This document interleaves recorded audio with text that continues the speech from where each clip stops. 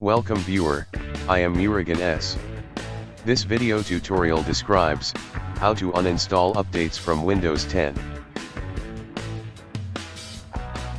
Click Windows Start button, Settings.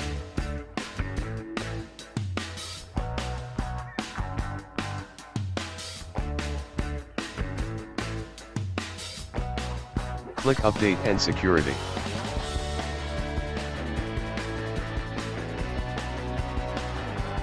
Click View Update History.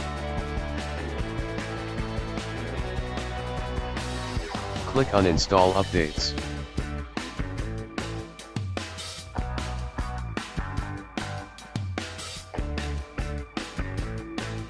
Select Installed Updates.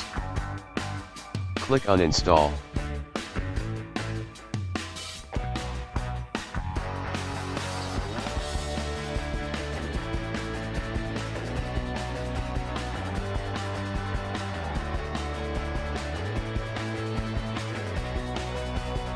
Click Restart Now.